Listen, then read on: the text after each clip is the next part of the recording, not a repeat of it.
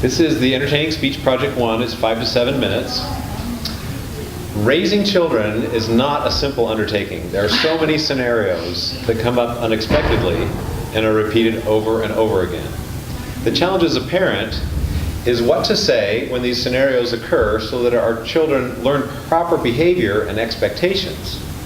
I found that I was often ill-equipped with just what to say so that my children would take me seriously and want to follow the plan that I had in place. If only someone had written a book titled, "If you don't stop doing that, I'm going to..." And the speech is titled, "The Phrases I Wish I Would Have Known." Carolyn.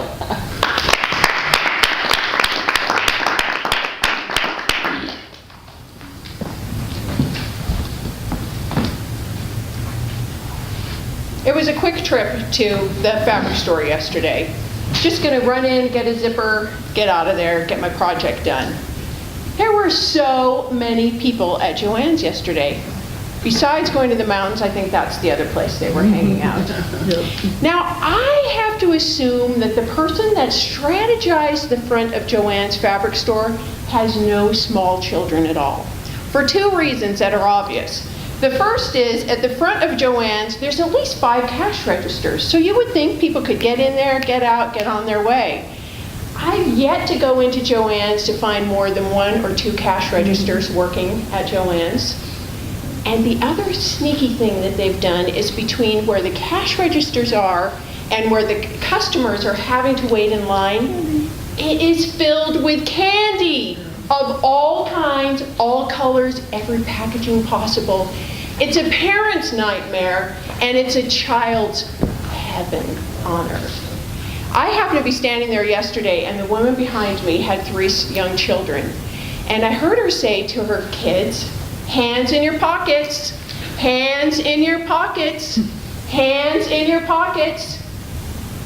What a brilliant phrase. If only I had known that phrase when I was raising my children. And they actually had their hands in their pockets. I could see by their eyes that they were longingly looking at all those different kinds of packaging and dreaming about which ones they wish their mother would give them permission to buy. But they actually stood there with their hands in their pockets. Meanwhile, their mother said to them, "Now I know that I'm the meanest mom on the entire planet. Hands in your pockets." Well, here's what my scenario generally looked like when I went to the store. We were living in Switzerland at the time. I was expecting our 3rd baby. The older 2 kids were ages 3 and 2 years old. And we were simply making a trip to the grocery store. Well, you would think that was a fairly uneventful occasion. Well, in this case, Switzerland, they plan for everything. I don't know if you've ever been there, but it's the perfect country. There were small shopping carts just the size for my kids, so naturally they were thrilled. And I was thinking, okay, well, this can't be so bad to go grocery shopping because they've got their own card. I've got my big card, and I'll just load it with the things I want to shop for, and they can do their shopping, and well, this will be just such a pleasant experience. Well, this store, too, had some strategy behind the small shopping carts, because what was at their level throughout the whole grocery store? You got it. The sugared cereal, the cakes, the cookies, the candies.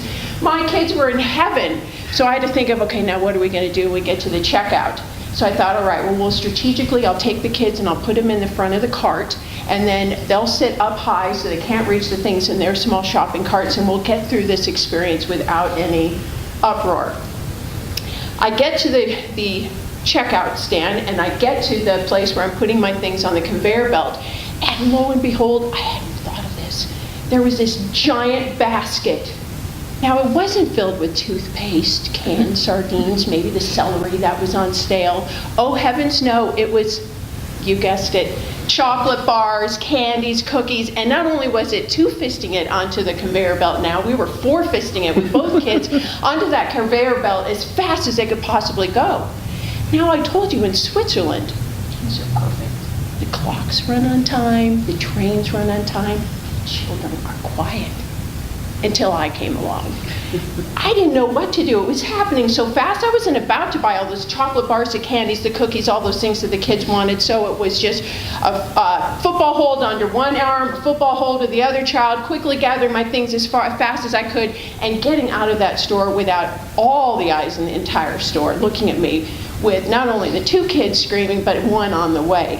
What kind of crazy woman would do something like that? Now, if only I would have had a phrase like hands in your pockets at that moment when that was happening, or what to say with, no, we're not buying those chocolates and cakes and cookies today, and stop doing that, because I just never knew how to finish that sentence. And especially the times that my kids, all right, they're the most adventuresome kids on anyone's block. They did not want to find bugs in the neighborhood, snakes in the yard. They wanted to find bugs in the entire community, snakes in whatever yard they decided to visit. And people would say, well, Carolyn, why didn't you just put more locks on your door so that the kids wouldn't end up outside all the time and you spend half your life just trying to find your children? But you see, my kids would figure out any lock. They would figure out how to climb to any height possible to get what they wanted. I needed that phrase, if you get out of the house one more time, I'm going to... I just never knew how to finish that sentence. So naturally, they were outside most of the time. And I spent most of my life trying to find them.